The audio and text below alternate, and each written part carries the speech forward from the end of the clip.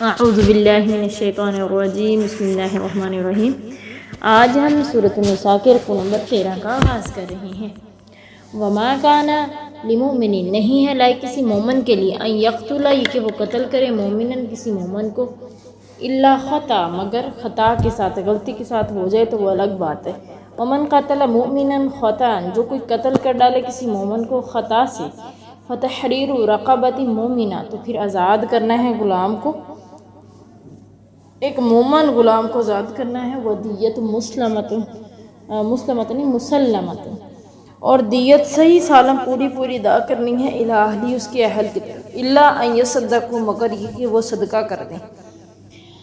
فَإِن كَانَ مِن قَوْمٍ، اگر ہے وہ ایسی قوم سے کہ عدو لکم، تمہارا دشمن ہے، وَهُوَ مُؤْمِنٌ، اور وہ مومن تھا، فَتَحْرِيرُ رَقَبَةٍ مُؤْمِنَةٍ، تو پھر فتحریر رقبۃ مومنہ، تو پھر آزاد کرنا ہے، فتحریر پھر آزاد کرنا ہے، رقبۃ ایک غلام کو، مومنۃ جو مومنہ۔ ومن کان من قوم بینکم، اور اگر ہے کہ ایسی قوم سے کہ بینکم و بینہم میثاق، تمہارے اور ان کے درمیان میں ایک عہد مقرر کیا گیا، تو پھر کیا کرنا ہے، فدیۃ مسلمۃ الی اہلہ، تو پھر اس کی بھی دیت دینی ہے اس کے گھر کی طرف،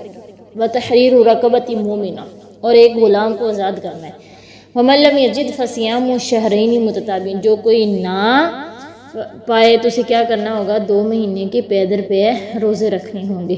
توبۃ من اللہ، یہ اللہ تعالیٰ کی طرف سے توبہ ہے، وکان اللہ علیما حکیما، اللہ جاننے والا حکمت والا ہے۔ تو اس آیت کے اندر اللہ رب العالمین بتا رہے ہیں کہ کفار کے ساتھ جنگ کی اجازت نازل ہونے کے بعد، یعنی عین ممکن تھا کہ کسی شخص کا کافر حربی، یعنی کہ کسی شخص کو کافر حربی سمجھ کے مسلمان قتل کر دیں، اور بعد میں معلوم ہو کہ وہ مسلمان تھا، اس لیے اس آیت میں قتل خطا کے احکامات اللہ تعالیٰ نے بیان کر دیے ہیں۔ قتل خطا کی کئی صورتیں ہو سکتی ہیں، مثلا تیر یا پتھر مارا تو شکار کو تھا، لیکن وہ کسی شخص کو لگ گیا اور وہ مر گیا۔ دوسری صورت یہ کہ کوئی چیز ماری تو عمدن تھی، جان بوجھ کر تھی، مگر مارنے والے کو یہ ہرگز یہ گمان نہیں تھا کہ اس ہلکی سی ضرب سے یہ بندہ مر جائے گا۔ تیسری یہ کہ لڑائی وغیرہ یا کسی ہنگامے میں کسی مسلمان کو غلطی سے کافر سمجھ کے مار ڈالے، جیسا کہ غزوہ احد کے اندر مسلمانوں نے بدحواسی کے عالم میں حضرت حذیفہ بن یمان کے والد کو کافر سمجھ کے شہید کر ڈالا تھا۔ چوتھی صورت یہ کہ جو آج کل بہت عام ہو چکا ہے، یعنی ٹریفک کے حادثے میں کسی گاڑی کے نیچے آ کر یا اس کی ضرب سے مارا جائے، تو قتل خطا کے احکام اور اس کے کفارے کی صورتیں یہ ہیں کہ اگر مقتول کے وارث مسلمان ہیں تو ایک غلام مومن، خواہ مرد ہو یا عورت، آزاد کرنا ہوگا، اور مقتول کے وارثوں کو خون بہا بھی ادا کرنا ہوگا، ٹھیک ہے۔ اور خون بہا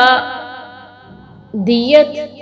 جو ہے نا وہ کیا ہے، 100 اونٹ دیت یا اس کے برابر قیمت دینی ہوگی، جو قاتل کے وارثوں کو، مقتول کے وارثوں کو دینا ہوگا۔ اگر قاتل کو آزاد کرنے کے لیے غلام میسر نہ ہو تو وہ پھر کیا کرے گا، وہ 2 مہینے کے پے در پے روزے رکھے گا۔ تو دوسری صورت یہ کہ اگر مقتول مومن ہو مگر دشمن قوم سے تعلق رکھتا ہو تو اس کا کفارہ صرف ایک مسلمان غلام آزاد کرنا ہے، اگر میسر نہ آئے تو 2 ماہ کے پے در پے روزے رکھنے ہوں گے۔ تو اور اس کی دیت پھر اسے نہیں دینی ہوگی۔ تیسری صورت یہ کہ اگر مومن مقتول کا تعلق کسی معاہد، یعنی کہ جس ایسی قوم سے تھا جس سے معاہدہ ہوا تھا، تو اس کے احکام بھی پہلی صورت کی ہی طرح ہے، مطلب کہ مقتول کے ورثاء کو دیت بھی دینی ہوگی اور ساتھ میں ایک غلام بھی آزاد کرنا ہوگا۔ آگے ہے اسی آیت کے اندر اللہ تعالیٰ ذکر کر رہے ہیں، وَمَا كَانَ لِمُؤْمِنٍ أَن يَقْتُلَ مُؤْمِنًا إِلَّا خَطَأً، ٹھیک ہے، یعنی کسی مومن کا یہ کام نہیں کہ کسی مومن کو عمدن قتل یعنی قصدن قتل کر دے۔ مومن کا قتل کرنا بہت بڑا گناہ ہے۔ حضرت عبداللہ بن عمر بیان کرتے ہیں کہ رسول اللہ صلی اللہ علیہ وسلم نے فرمایا، بے شک اللہ تعالیٰ نے تم پر ایک دوسرے کے خون، مال، آبرو اسی طرح حرام کر دی جس طرح اس دن یعنی یوم نہر کی حرمت تمہارے لیے اللہ تعالیٰ نے یعنی اس مہینہ ذوالحجہ میں اس شہر مکہ کے اندر اللہ تعالیٰ نے حرمت قائم کر دی ہے۔ یعنی جس طرح یہ بیت اللہ کے اندر لڑائی نہیں نہ ہو سکتی، اسی طرح تمہارے لیے یہ حکم ہے کہ تم ایک دوسرے کو قتل نہیں کر سکتے، ایک دوسرے کا مال نہیں لوٹ سکتے، یہ تم پر حرام ہے، ٹھیک ہے۔ حضرت عبداللہ بن عباس بیان کرتے کہ رسول اللہ صلی اللہ علیہ وسلم نے فرمایا کوئی بندہ جب زنا کرتا ہے نا تو اس حالت میں وہ مومن نہیں ہوتا، کوئی بندہ جب چوری کرتا تو اس حالت میں وہ مومن نہیں ہوتا، کوئی بندہ جب شراب پیتا اس حالت میں بھی وہ مومن نہیں ہوتا، اور اگر کوئی شخص کسی کو ناحق قتل کر دیتا تو وہ اس وقت بھی مومن نہیں ہوتا، ٹھیک ہے۔ تو اگر وہ بعد میں توبہ کر لے، اللہ سے سچی توبہ کر لے، یا پھر قتل کے بدلے میں دیت دے دے، یا پھر قتل کے بدلے میں اس کو یعنی قصاص کی صورت میں خود قتل ہو جائے، پھر وہ مومن ہو سکتا ہے، لیکن اس کے علاوہ مومن نہیں ہو رہتا۔ تو مومن کو قتل کس طرح، یعنی اگر خطا سے جان بوجھ کے نہیں بلکہ خطا کے ساتھ قتل ہو جائے تو پھر کیا ہے، یعنی کسی حالت میں مومن کا قتل کرنا جائز نہیں ہے، لیکن اگر غلطی سے مارا جائے تو قاتل پر کفارہ ہے۔ حضرت عبداللہ بن مسعود بیان کرتے ہیں کہ رسول اللہ صلی اللہ علیہ وسلم نے فرمایا کسی مسلمان آدمی کا خون یہ گواہی دیتا ہو کہ اللہ کے سوا کوئی معبود نہیں ہے اور میں اللہ کا رسول ہوں، تو تین میں سے کسی ایک صورت کے سوا حلال نہیں ہے، یعنی کہ کسی کو قتل کرنا، نہ کسی آدمی کا خون بہانا۔ پہلے نمبر پر کہ جان کے بدلے جان، دوسرے نمبر پر شادی شدہ بدکار، تیسرے نمبر پر اسلام کو چھوڑنے والا یعنی جو مرتد ہو جانے والا ہے، جماعت سے علیحدگی اختیار کر لینے والا یعنی مرتد ہو جانے والا، اس صورت میں پھر اس کا قتل جائز ہے وگرنہ نہیں۔ تو اسی طرح حضرت ابو زبیان بیان کرتے ہیں کہ میں نے حضرت اسامہ بن زید سے سنا کہ وہ کہہ رہے تھے کہ رسول اللہ صلی اللہ علیہ وسلم نے ہمیں ہرکا قبیلے کی طرف بھیجا، ہم نے صبح سویرے ان پر حملہ کیا، ان کو شکست دی، اور ایسا ہوا کہ میرا اور ایک انصاری آدمی کا ہرکا کے ایک شخص سے سامنا ہو گیا، جب ہم نے اس کو گھیر لیا تو وہ لا الہ الا اللہ کہنے لگا، یہ سنتے ہی انصاری نے تو اپنا ہاتھ کھینچ لیا، لیکن میں نے برچھی پکڑی اور اسے مارا اور اسے ہلاک کر دیا۔ پھر جب ہم اس جنگ سے واپس پلٹے تو رسول اللہ صلی اللہ علیہ وسلم کو اس معاملے کی خبر ہوئی۔ آپ صلی اللہ علیہ وسلم نے فرمایا اسامہ تو نے کیا کیا؟ لا الہ الا اللہ کہنے کے بعد اس کو مار ڈالا۔ میں نے عرض کی یا رسول اللہ اس نے تو اپنے بچاؤ کے لیے کہا تھا، لیکن آپ بار بار وہی فرما رہے تھے، حتیٰ کہ میں نے یہ آرزو کی کہ کاش کہ میں اس دن سے پہلے مسلم نہ ہوا ہوتا۔ اللہ اکبر کبیرہ۔ تو اگر کوئی بندہ کسی کو غلطی سے قتل کر دیتا ہے، ٹھیک ہے، تو پھر اس کی دیت کے بارے میں کیا ہے؟ فتحریر رقبۃ مؤمنۃ ودیۃ مسلمۃ الی اہلہ، یعنی جب اس طرح کوئی مسلمان غلطی سے مارا جائے تو اس کے حکم دو ہیں، ایک کفارہ دوسرے دیت۔ کفارہ تو یہ ہے کہ مسلمان غلام کو یعنی مسلمان غلام مرد ہو یا عورت اسے آزاد کر دے، اگر اس کی طاقت نہ ہو تو مسلسل 2 مہینوں کے روزے رکھے اور اس کے وارثوں کو اس کی دیت دے۔ حضرت معاویہ بن حکم بیان کرتے ہیں کہ میری ایک لونڈی تھی جو احد اور جوانیاں ایک مقام کا نام ہے، یعنی کہ احد اور جوانیاں پہاڑوں کے درمیان میں نا بکریاں چرایا کرتی تھی۔ ایک دن میں جب وہاں آ کر نکلا تو دیکھا کہ بھیڑیا ایک بکری کو لے گیا ہے۔ آخر میں بھی آدمی ہوں تو مجھے غصہ آ گیا، جیسے دوسروں کو غصہ آ جاتا ہے، سو میں نے اس کو ایک تھپڑ مارا۔ جب میں رسول اللہ صلی اللہ علیہ وسلم کے پاس آیا تو رسول صلی اللہ علیہ وسلم نے میرا یہ فعل بہت برا قرار دیا۔ میں نے کہا اللہ کے رسول صلی اللہ علیہ وسلم کیا میں اس لونڈی کو آزاد نہ کر دوں؟ آپ نے فرمایا اس کو میرے پاس لے آ۔ چنانچہ میں آپ کے پاس لے آیا۔ آپ نے اس سے پوچھا اللہ تعالیٰ کہاں ہے؟ اس نے کہا آسمان پر۔ آپ نے فرمایا میں کون ہوں؟ اس نے کہا آپ اللہ کے رسول ہیں۔ تب آپ نے فرمایا تو اس کو آزاد کر دے، یہ مومنہ لونڈی ہے، ٹھیک ہے۔ فدیۃ مسلمۃ الی اہلہ، اس کی تفسیر میں حضرت ابو ہریرہ بیان کرتے کہ خاندان حذیل کی 2 عورتیں لڑ پڑی تو ایک نے دوسری کو پتھر مار کر اسے اور اس کے پیٹ کے اندر جو بچہ تھا قتل کر دیا۔ رسول اللہ صلی اللہ علیہ وسلم کی خدمت میں یہ جھگڑا پیش ہوا تو چنانچہ آپ نے فیصلہ فرمایا کہ پیٹ کے اندر جو بچہ تھا نا، پیٹ کے بچے کا خون بہا ایک غلام یا لونڈی دینا ہوگی، اور عورت کے خون بہا وہ قاتل عورت کے عاقلہ یعنی عورت کے باپ کی طرف سے رشتہ دار یعنی اسبہ کی ذمہ واجب قرار دیا کہ وہ کیا کرے گا، اس کا خون بہا کرے گا، اس کی دیت دے گا۔ اگلی آیت اللہ تعالیٰ فرما رہے ہیں وَمَن يَقْتُلْ مُؤْمِنًا، جو کوئی قتل کرے مومن کو متعمدن جان بوجھ کر، فَجَزَاؤُهُ، اس کا ٹھکانہ جہنم ہے، خالدن فیہا، اس میں ہمیشہ ہمیشہ رہے گا، وَغَضِبَ اللَّهُ عَلَیہ، اور اللہ تعالیٰ اس پر غصہ ہوگا، وَلَعَنَهُ، اور اپنی اور اس پر لعنت نازل ہوگی اللہ کی، وَأَعَدَّ لَهُ عَذَابًا عَظِیمًا، اللہ نے تیار کیا اس کے لیے عذابًا عظیما۔ اللہ اکبر کبیرہ۔ قتل خطا کے حکم بیان کرنے کے بعد اب اس آیت میں قتل عمد کا بیان کیا گیا ہے کہ کوئی شخص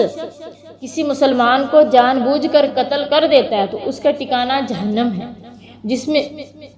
وہ ہمیشہ ہمیشہ رہے گا، اس پر اللہ کا غضب بھی ہوگا، اس پر اللہ کی لعنت بھی ہوگی۔ قیامت کے دن اللہ تعالیٰ نے اس کے لیے بہت بڑا عذاب تیار کر رکھا ہے۔ اتنی سخت سزائیں یکجا ذکر کرنے سے اس گناہ کی شدت کا اندازہ ہوتا ہے اور بظاہر یہی سمجھ میں آتا ہے کہ مومن کو قصداً قتل کرنے والا ابدی جہنمی ہے اور اس کی توبہ بھی قبول نہیں، مگر سورۃ الفرقان کے اندر اللہ تعالیٰ کہتے ہیں کہ میں قاتل عمد کی توبہ قبول کرنے والا ہوں، کیونکہ شرک باللہ سے بڑا کوئی گناہ نہیں ہے، وہ توبہ سے معاف ہو سکتا ہے تو یہ بھی ہو سکتا ہے۔ اسی طرح بنی اسرائیل کا ایک مسلمان جس نے 100 آدمیوں کو قتل کیا تھا، تو اس کا واقعہ بھی قتل عمد کی توبہ کے قبول ہونے کے لیے ایک دلیل ہے کہ جس نے 99 قتل کیے تھے، پھر وہ توبہ کے لیے نکلا اور اس آدمی سے نے کسی سے پوچھا، اس نے کہا نہ تیری تو توبہ ہی نہیں قبول ہو سکتی، اس نے اسے بھی قتل کر دیا، یعنی پورے 100 ہو گئے۔ پھر وہ ابھی توبہ کی غرض سے نکلا ہی تھا، کسی آدمی نے کہا مجھے علم نہیں ہے، اگلی بستی میں جاؤ، وہاں سے تجھے پتہ چلے گا۔ تو وہ آدمی ابھی جا ہی رہا تھا کہ رستے میں اسے موت آ گئی، تو اللہ تعالیٰ نے اسے معاف کر دیا۔ کیونکہ وہ توبہ کی نیت سے گھر سے نکلا تھا، ابھی اس نے توبہ کی نہیں تھی، توبہ کی غرض سے توبہ کی نیت سے نکلا تھا، لیکن اس نے کیے کیا تھے؟ قتل عمد، اور کتنے پورے 100 قتل ہوئے تھے، اور جب اس نے توبہ کی نیت سے نکلا تو اللہ تعالیٰ نے اسے معاف کر دی۔ اسی طرح اگر ہم میں سے بھی کسی سے قتل ہو جاتا، اگر وہ سچی توبہ کر لیتا ہے، اللہ تعالیٰ اسے معاف کر دیتے ہیں۔ حضرت ابو بکرہ بیان کرتے ہیں کہ رسول اللہ صلی اللہ علیہ وسلم نے فرمایا جب 2 مسلمان تلوار لے کر ایک دوسرے سے لڑیں تو قاتل اور مقتول دونوں جہنمی ہیں۔ سیدنا ابی بکرہ کہتے ہیں کہ میں نے کہا اللہ کے رسول، قاتل کا جانا تو سمجھ میں آتا ہے، لیکن مقتول کا کیا قصور؟ فرمایا کہ وہ بھی تو اپنے ساتھی کو قتل کرنے پر ہی وہ بھی حریص تھا نا۔ حضرت عبداللہ بن مسعود بیان کرتے کہ رسول اللہ صلی اللہ علیہ وسلم نے فرمایا قیامت کے دن لوگوں میں سب سے پہلے خون کے متعلق ہی فیصلہ کیا جائے گا۔ حضرت ابو درداء بیان کرتے ہیں کہ رسول اللہ صلی اللہ علیہ وسلم نے فرمایا کوئی بھی گناہ جو آدمی کرتا ہے ممکن ہے کہ اللہ تعالیٰ اسے معاف فرما دے سوائے اس شخص کے جو مشرک مرا ہو اور وہ مومن جس نے کسی مومن کو جان بوجھ کے قتل کیا ہو۔ اور اسی حدیث میں کہ حضرت عبادہ بن صامت بیان کرتے ہیں کہ رسول اللہ صلی اللہ علیہ وسلم نے فرمایا مومن آدمی اس وقت تک نیکی کے کاموں میں چست اور مستعد رہتا ہے جب تک وہ کسی کو ناحق قتل نہ کرے، اور جب وہ کسی کو ناحق قتل کرتا ہے تو وہ نیکیوں کے کاموں میں سست اور بے نیاز ہو جاتا ہے۔ اللہ اکبر کبیرہ۔ آگے ہے